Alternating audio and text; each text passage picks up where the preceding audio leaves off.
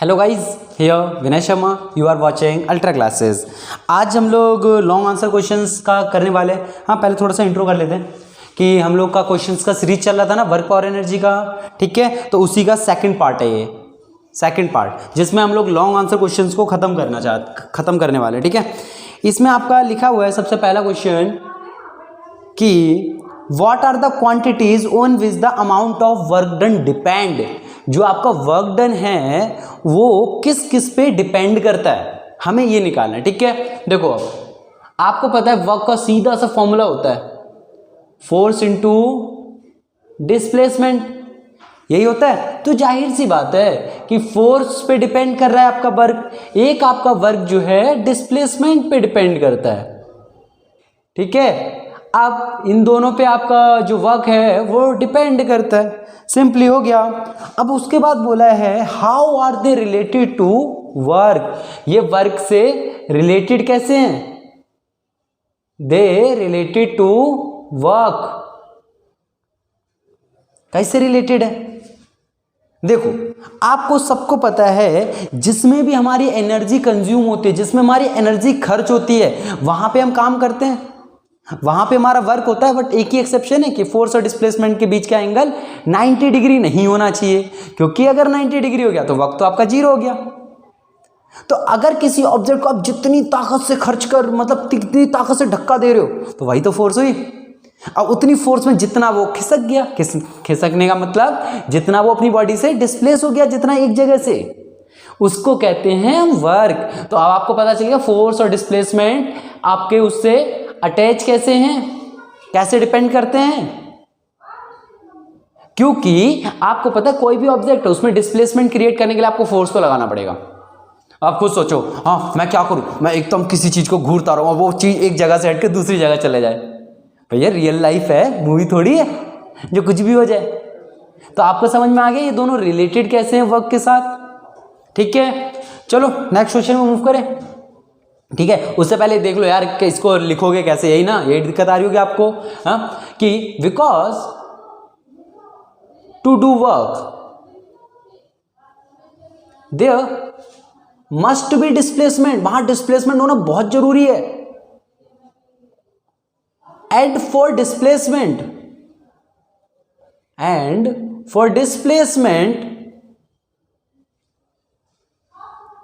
There is need of force, बिना force के displacement नहीं हो सकता।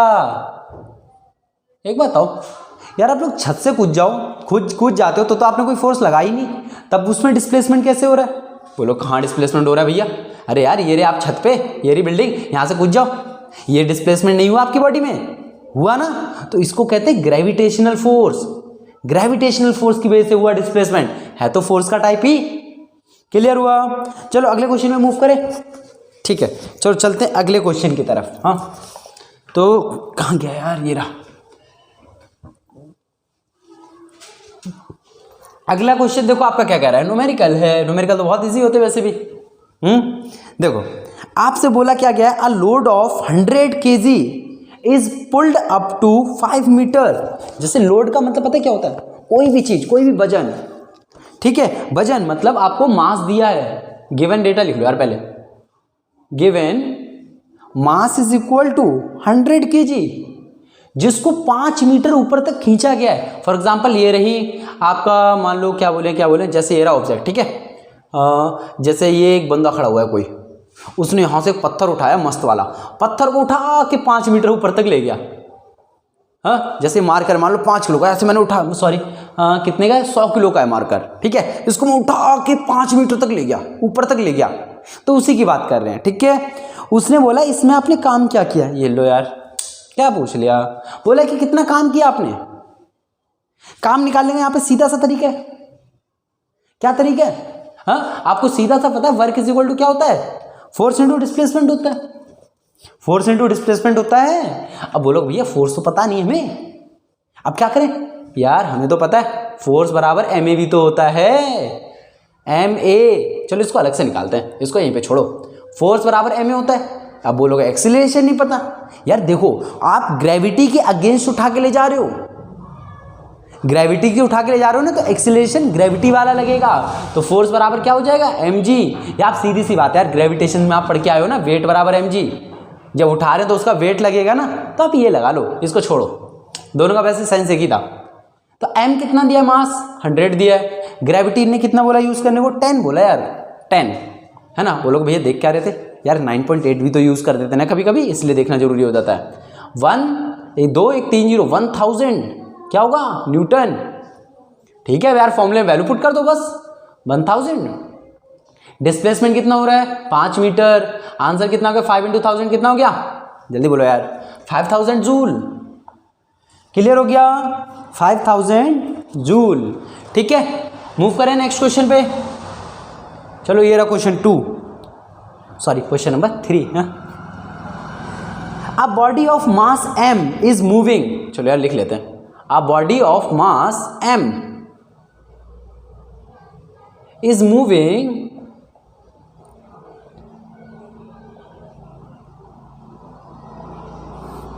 with a velocity of 5 metre per second.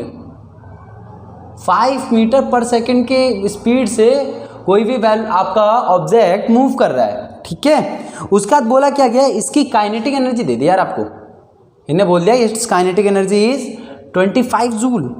उसके बाद बोला अगर मैं इसकी वेलोसिटी डबल कर दूं, वेलोसिटी डबल, यार ये क्या कर दिया इनने, अगर वेलोसिटी डबल कर दें तो इसकी काइनेटिक एनर्जी क्या होगी। ये लो यार, क्या पूछा है क्वेश्चन में, तो कितना इजी है, आपको पता है। देखो चलो लिखते हैं एक बार, काइनेटिक एनर्जी एक बात बताओ, फॉर्मूला क्या होता है आपके पास, हाफ mv² होता है कि नहीं होता, बताओ जल्दी बोलो, होता है। ठीक है भैया, अब काइनेटिक एनर्जी जब फॉर्मूला हाफ mv² है तो इसको सॉल्व करें। हाफ सॉल्व करने की जरूरत क्या है, पहले सेकंड वाली का लिख लेते हैं, जो नई काइनेटिक एनर्जी आएगी, देखते हैं उसमें क्या ही है। इसको डैश लिख लें क्योंकि नई काइनेटिक एनर्जी है, which is equal to what, half m, velocity कितनी कर दी, डबल। अगर पहले v थी तो अब कितनी हो गई, 2v हो गई, इसका स्क्वायर करोगे तो कितना आ गया, kinetic energy dash is equal to half m into 2 का स्क्वायर करूँ कितना हो जाएगा, 4v²। अब 2 2 जा 4, मतलब कट जाएगा ना, तो 2 × m कितना हो जाएगा, 2mv²। यार यहां से कंफ्यूज हो जाते हैं बच्चे। ठीक है, तो आपको इसको कटिंग ही नहीं करनी। बोलो कटिंग ना करे भैया, कहना क्या चाहते हो आप, देखो दोबारा करते हैं इसको। पता है कैलकुलेशन इजी करने के तरीके होते हैं, देखना कितनी आसानी से हो जाएगा। हाफ m इंटू 4v², यहाँ तो कोई दिक्कत थी, 2 2 जा 4, कोई दिक्कत नहीं थी। ठीक है भैया, 4, मैं इस 4 को आगे ले गया, हाफ mv², ये लिख सकता हूँ मैं। इससे देखना एकदम कैलकुलेशन कुछ बचेगी ही नहीं। आप ध्यान से देखो, ये काइनेटिक एनर्जी का फॉर्मूला आ गया, जिसकी वैल्यू आपको 25 जूल गिवन है। देखो अब हो गया, काइनेटिक एनर्जी डैश 4 इंटू कितना कर दो, 25, आंसर कितना आ जाएगा, 100 जूल। क्लियर है, एक बार में हो गया ना, कितना सिंपल है, सिंपल है। ठीक है, अब इसी में आप चाहो तो अलग तरीके से भी कर सकते हो यार, कि इसमें पहले आप मास की वैल्यू निकालो, ऐसे भी कर सकते हो आप।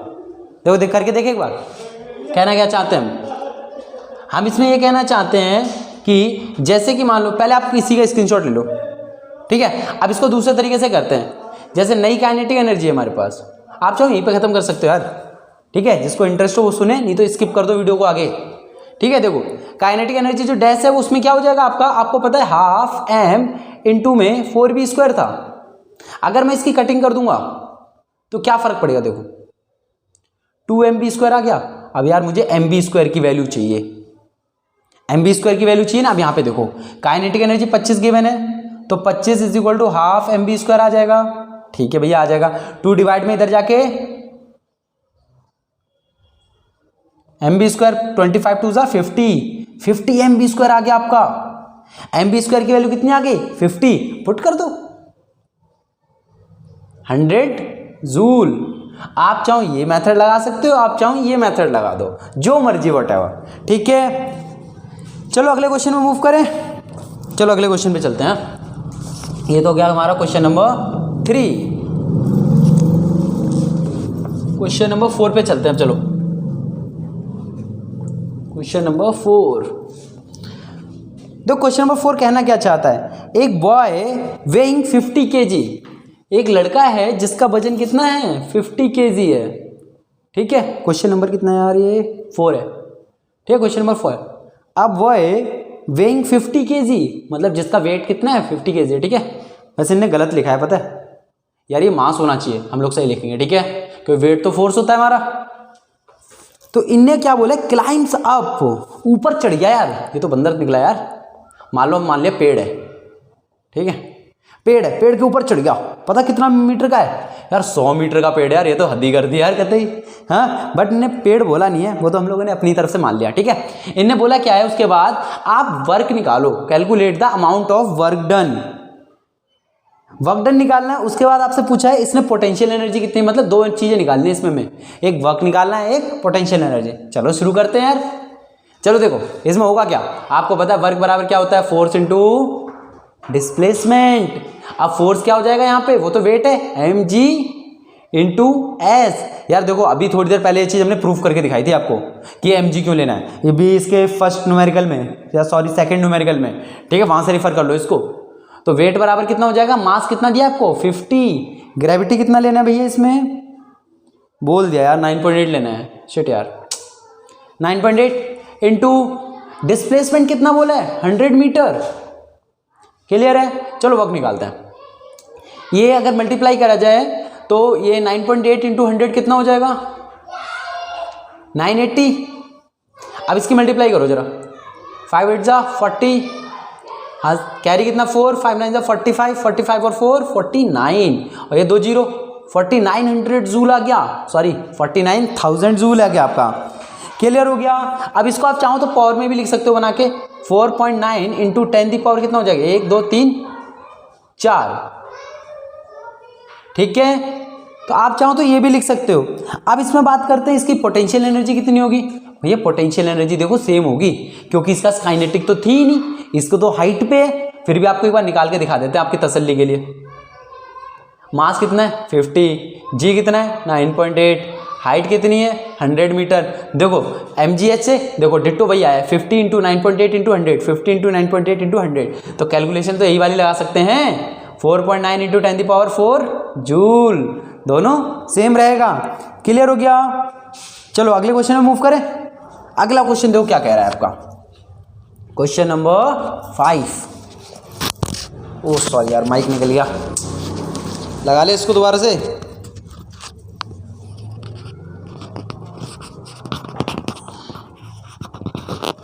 चलो स्टार्ट करते हैं।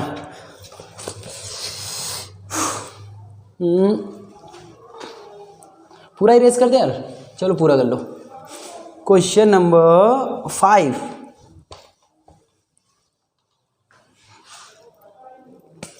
क्वेश्चन नंबर 5 क्या देखो, 5 इलेक्ट्रिक फैंस ऑफ 120 वॉट, 120 हाँ।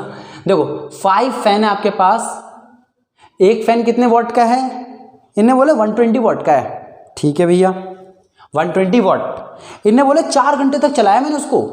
अरे यार 4 घंटे, चलो ठीक है मान लिया आपकी बात। इन्हें बोला अब कुछ को निकालो इलेक्ट्रिकल एनर्जी निकालो, लेकिन यार इनने यूनिट बोल दिया कि किलोवाट आवर में चाहिए हमको, जूल में नहीं दे सकते आप, वो सॉरी वॉट में नहीं दे सकते आप। चलो कोई नहीं यार एडजस्ट कर लेंगे।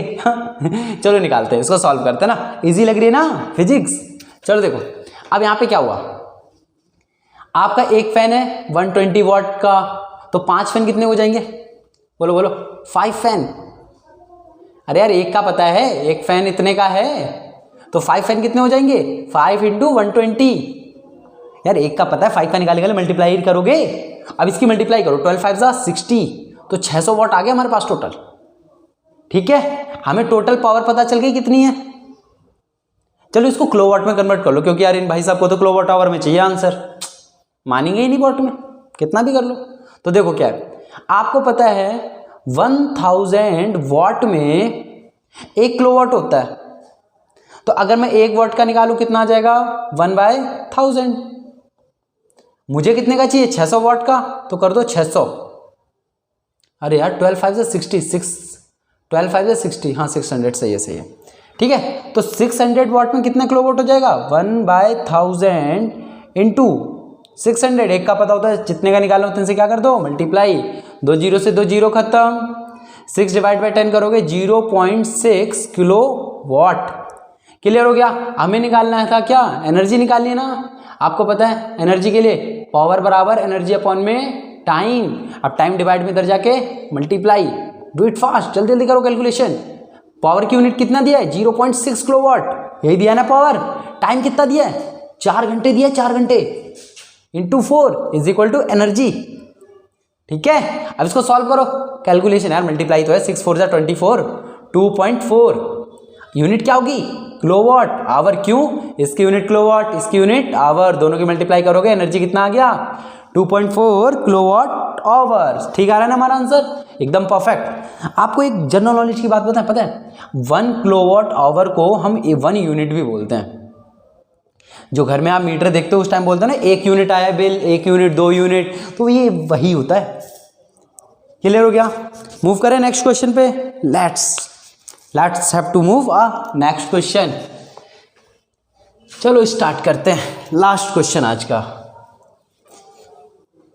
देखो क्वेश्चन क्या कह रहे हैं, अरे ये भी न्यूमेरिकल है, क्या बात है, आज तो मजा आ गया। हाँ सारे न्यूमेरिकल। चलो देखो question number 6, power of an electric heater is, power दिया आपको इलेक्ट्रिक हीटर की, कितनी दी है 1500 वाट। उसके बाद बोला how much energy it consume in 10 hours. यार एनर्जी पूछा है 10 आवर्स में कितनी होगी, टाइम 10 आवर्स कितनी होगी ये पूछा है। इसको भी पूछा क्या है यार, इन्हें इसको भी किलोवाट आवर में ही निकालना है हमें, तो इसको पहले कन्वर्ट कर लो ना यार। 1500 वाट है, आपको कितना किलोवाट आ जाएगा 1.5 किलोवाट आ जाएगा, आपको पता है क्योंकि 1 किलोवाट में 1000 वाट होता है, ये 1500 है तो 1.5 आ जाएगा। अब बोलो कैसे आया, यहाँ पे भी बताए थे यूनिटरी मेथड से, सिम से निकाल के देखो, एक बार खुद निकाल के देखो। जो यहाँ पे बताया था ना अभी कि 600 वाट का हमने कैसे निकाला था, सेम आप निकाल के देखो 1.5 किलोवाट आएगा। ठीक है, तो अभी हमें क्या करना है, पावर बराबर एनर्जी अपॉन में टाइम, ये फॉर्मूला हमारे पास। देखो हो गया यार, अब तो क्वेश्चन कुछ बचा ही नहीं। टाइम डिवाइड में इधर जाके मल्टीप्लाई, पावर की वैल्यू कितनी दी है 1.5, टाइम कितना दिया है जल्दी बोलो 10, एनर्जी इज इक्वल टू कितना गया 15 किलोवाट आवर। अब इसी को यूनिट बोलते हैं, तो आप चाहो तो इसको ये लिख लो 15 यूनिट, कि आपकी एनर्जी 15 यूनिट, बोले तो आपके मीटर में 15 यूनिट की रीडिंग आएगी। क्लियर हो गया। इसी के साथ हमने वर्क पावर एनर्जी को पूरा बाइंड अप कर दिया, सपोर्ट मटेरियल से पूरा बाइंड अप हो गया हमारा। ठीक है, तो अगले चैप्टर में मिलते हैं, मतलब अगली पार्ट में मिलते हैं एक नई वीडियो के साथ। तब तक के लिए आप लोग पढ़ते रहिए। हाँ bye bye, see you again, good night.